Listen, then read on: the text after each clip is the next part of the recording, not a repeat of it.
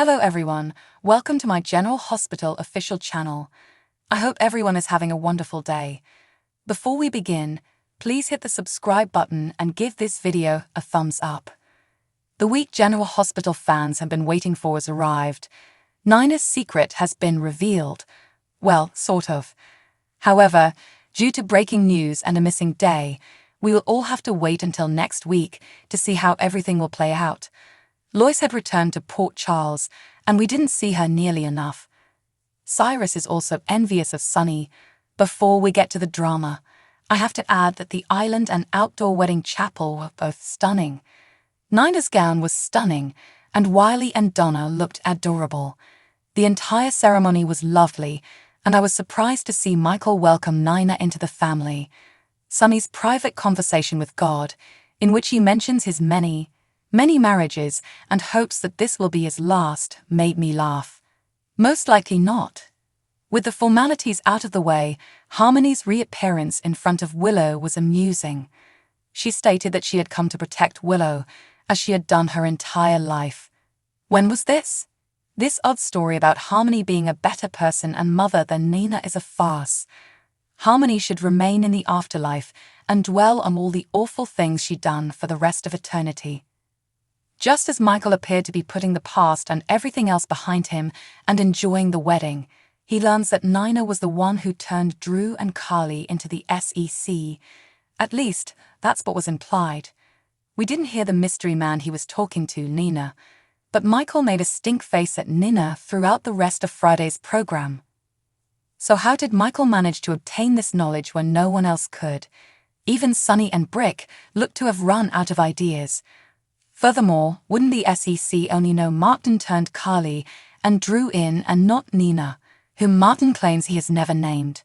And who was that mysterious individual calling himself Michael? They made a point of showing him from behind, so he must be someone significant. So Michael is aware of the truth, but he did not learn of it until after Sunny and Nina married.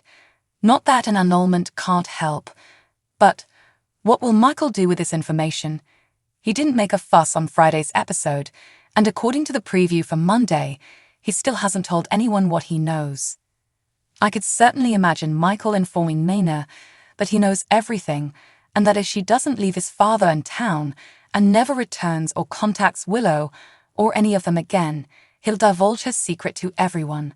Last week, I wondered if Sunny and Nina's marriage falling apart could drive Nina back into Valentin's embrace, which would obviously satisfy Charlotte. If Michael exposes Nina and turns everyone against her, I hope Michael's own plotting against his father ultimately comes to light, and Nina is the one who exposes him. That would be just retaliation, yet it would be equally satisfying if Nina opted not to retaliate against Michael, which would certainly irritate him because she would be able to proclaim being the better and bigger person. Lois returned to Port Charles this week, worried about Brooke Lynn's dismissal, but quickly became entangled in the Ned/Eddie drama. Viewers have been asking for Lois to return since the beginning of this amnesia plot, so it was no surprise that Eddie recognized Lois and had a dream about her just before she arrived. Was it, however, a truly transformative memory? Olivia had, after all, showed Eddie a photo of him with Lois and told him about her. After months of enduring Eddie, this amnesia plot was finally taking shape. Then they abandoned us and moved on to the wedding and other storylines. This show's pacing can be somewhat annoying at times. Hopefully, they won't have us wait another week or two before we see Lois and Eddie. I enjoyed Lois catching Olivia up on neighborhood news, only to warn Brooke Lynn that she should pay more attention to her grandparents because they aren't getting any younger. Lois put that guilt trip in there, so we finally got back to what happened to Ava, thanks to the pace. It's absurd that she's been missing for days and no one has noticed. Seriously, Ava is Nina's best friend, so it's strange that Nina didn't insist on her attending the wedding and hasn't questioned why she hasn't answered her phone. Sunny also appears unconcerned with the fact that he hasn't heard from the mother of one of his children. Pilar, on the other hand, opted to go to Joss of all people after Ava forgot to pick up Avery. Though it did give Joss and Dex something to do besides each other. Joss and Dex, are on their way to save Ava. Who would have guessed Mason and Cyrus needed a strategy to force Austin to testify at Cyrus' early release hearing that he was in terrible health and posed no danger to anyone? Is the judge unaware of what a mob boss does? How does organized crime operate? Is he a newcomer to Port Charles? After all, everyone else has left Pentonville, so why not Cyrus? As if making Cyrus the boss wasn't enough of a curveball, they threw another at us with this background in which Cyrus is suddenly jealous of Sonny's connection with Laura and the fact that everyone believes he's a respectable businessman. As Austin put it, it's all because Cyrus is bitter and envious of Sonny. So is Cyrus pikeman, or is he heavily linked with them, and has this entire scenario been designed to tarnish Sonny's reputation? Everything about this tale appears to have been thrown together without much thinking or design. It's nice to have Laura and Kevin back, and Laura is already back in the thick of things in terms of storyline. Finally, someone has mentioned Esmond, the elephant in the room. Kevin predicted correctly that Esmond's lack of a life outside of Ace and work, as well as her lack of friends, would lead to drama. It's also obvious that she feels awful for Spencer, so why hasn't anyone seen the way she stares at him? The warden's comment to Cyrus regarding Drew being taken care of was mysterious. In what sense?